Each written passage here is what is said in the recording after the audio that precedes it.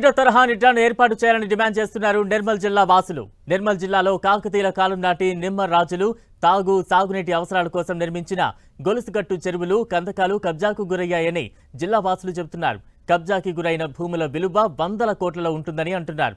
అధికారులు స్పందించి నిర్మల్లో నిడ్రాను ఏర్పాటు చేసి కబ్జాకోర్ల నుంచి చెరువులను కాపాడాలని జిల్లా వాసులు కోరుతున్నారు. నిర్మల్ జిల్లాలో చెరువుల ఆక్రమణపై పూర్తి వివరాలను మా ప్రతినిధి ప్రేమ్ సాగర్ అందిస్తారు.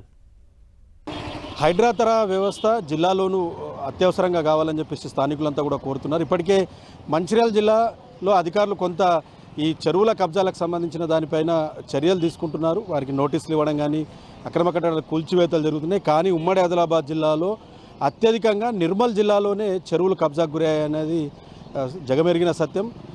కాకతీయులకు సంబంధించి సమకాలీకులైన నిమ్మరాజులు 14 చెరువుల్ని కందకాలతో పాటు ఏర్పాటు చేసుకొని నిర్మించారు ఆ టైంలో. అందులో మనమున్న చెరువు ఇదొకటి, ధర్మసాగర్ చెరువు.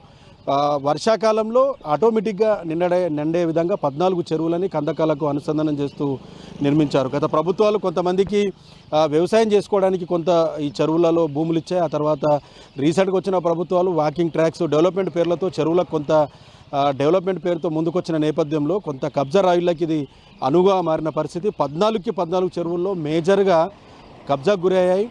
ప్రధానమైన ఇష్యూ నిర్మల్లో నూతన కలెక్టరేటు కూడా చెరువులోనే నిర్మించారు. దీనిపైన మొదటి నుంచి కూడా సుదీర్ఘంగా పోరాడుతున్నారు అడ్వకేట్ అంజుకుమార్ రెడ్డి, ప్రస్తుతమైన బీజేపీ జిల్లా అధ్యక్షుడు. ఆయన ప్రస్తుతం మనతో ఉన్నారు, ఆయనతో మాట్లాడదాం.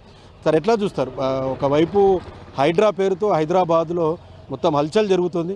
నిర్మల్ జిల్లాలో కూడా అదే తరహాలో ఆ రేంజ్లోనే కబ్జాలు ఉంటాయన్నది ఒక రకంగా వినబడుతున్న నేపథ్యం. ఇక్కడున్న 14 చెరువుల పరిస్థితి ఏంది?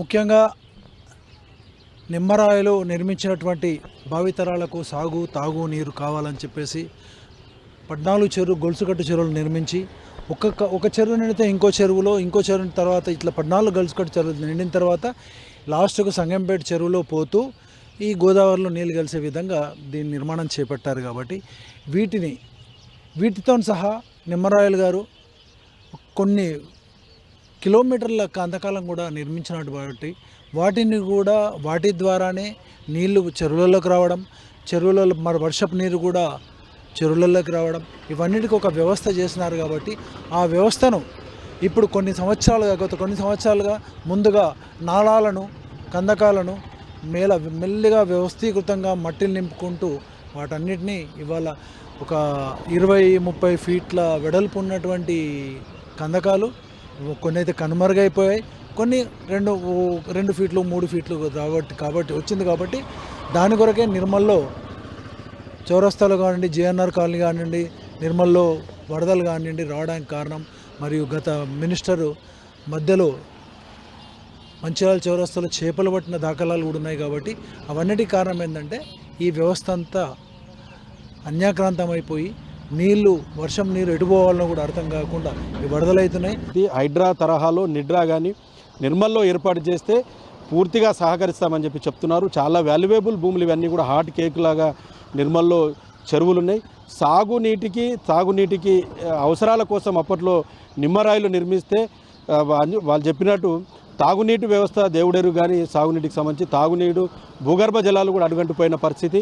నిర్మల్ కబ్జాలతో చెరువులతో చాలా కాలనీలు నీట మునిగిన పరిస్థితి ప్రస్తుతము నిర్మల్ వ్యవస్థ కనిపిస్తుంది మనకు.